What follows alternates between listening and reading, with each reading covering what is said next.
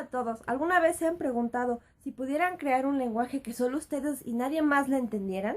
Bueno, a esto en filosofía del lenguaje se le llama un lenguaje privado. Un lenguaje privado significa que solo el hablante o por ejemplo ustedes lo pudieran entender. Supongamos que ustedes tienen un diario y en ese diario escriben en español y vivencias que solo ustedes conocen, por ejemplo, chistes privados que tienen con sus amigos.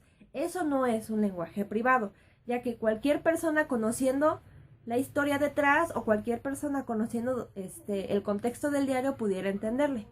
Otro ejemplo es, imagínense que ustedes escriben un diario en un código. Ese código es traducible al español, por ejemplo, si cambian las A por la Z, la B por la Y, etc.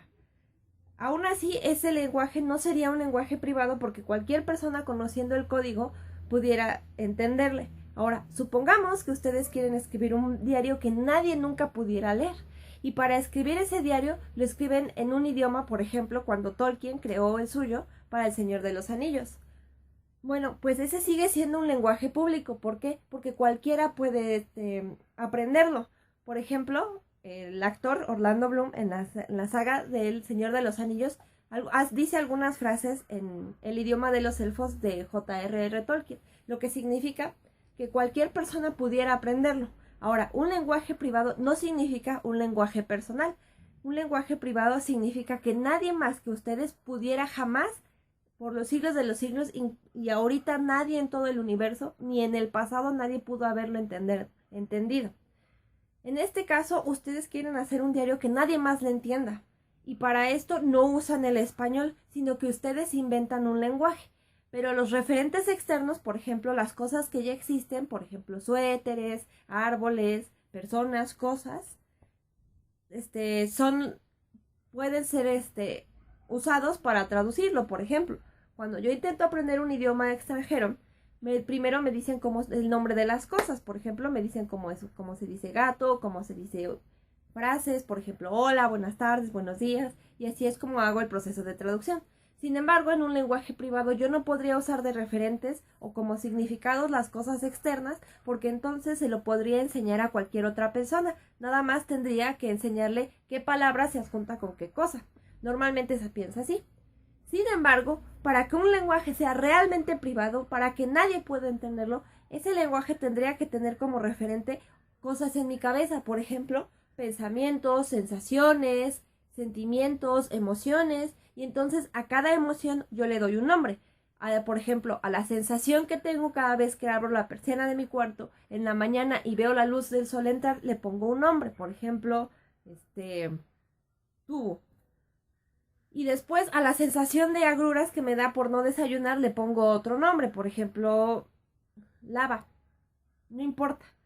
El punto es que solo los significados de las palabras solo yo los puedo entender porque son emociones mías. Son sensaciones que solo yo tengo. Y para que alguien más lo entendiera tendría que ser yo. Tendría que meterse dentro de mi cabeza y vivir lo que yo siento. Cualquier cosa que yo siento tendría que entenderlo primero para después entender el lenguaje. Bueno, el filósofo austríaco Ludwig Wittgenstein en su libro Las investigaciones filosóficas demostró que tal lenguaje es imposible. ¿Por qué? Porque, para empezar, yo ni siquiera sé si mis emociones son las mismas cada vez que las siento. No tengo una manera de señalarlas, no tengo una manera de identificarlas a cada una de ellas para después ponerle un nombre. Por ejemplo, yo la verdad no sé si las agruras que yo sentí hoy en la mañana eran cuestión de agruras o era porque me gusta alguien y pensé en esa persona. O por ejemplo, cuando abrí las persianas de mi cuarto y vi la luz del sol, no sé si la emoción que yo sentí fue por la luz del sol o por cualquier otra cosa que estuviera pensando en ese momento. Entonces, un lenguaje incluso tan simple como señalar a mis emociones no puede existir porque no sé si no estoy segura de identificar las emociones. Ahora, ustedes se pueden preguntar, pero ¿cómo no voy a saber cómo son mis emociones? ¿Cómo no voy a poder identificar mis sentimientos? Bueno, porque en realidad ustedes están acostumbrados a los sentimientos nombrados por una palabra externa. Por ejemplo, ustedes hasta le pueden preguntar a un amigo, no sé lo que siento, y siento que extraño a esa persona, siento que no dejo de pensar en ella, siento que le tengo que hablar un montón de veces al día, siento que la veo en todas partes. Entonces tu amigo te dice, estás enamorado. Entonces, significa que alguien externo te está diciendo qué significan tus sentimientos. Por eso sirven las psicoterapias, porque los terapeutas, los psicólogos, ellos desde la tercera persona te dicen qué estás sintiendo tú. Sin embargo, cuando uno está solito en el universo, cuando no existiera nadie más y nuestro lenguaje no sirve para comunicar, sino para expresar nuestras emociones, no sabemos qué sentimos y por lo tanto no sabemos si nombramos el mismo dolor que sentimos ayer o la misma felicidad que sentimos ayer. Entre otras cosas, esa es una de las partes más fuertes del argumento privado, que es que yo no sé identificar bien mis emociones.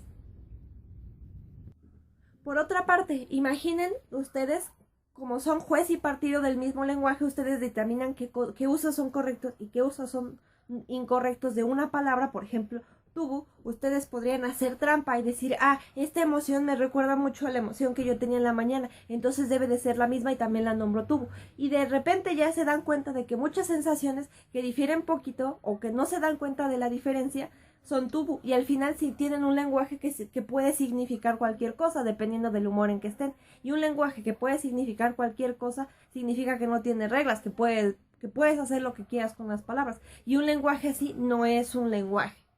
Bueno, ese es el argumento contra el lenguaje privado de Ludwig Wittgenstein. Es un nombre difícil, muy sintetizado. Entonces espero que les haya gustado y espero que les haya parecido clara mi explicación.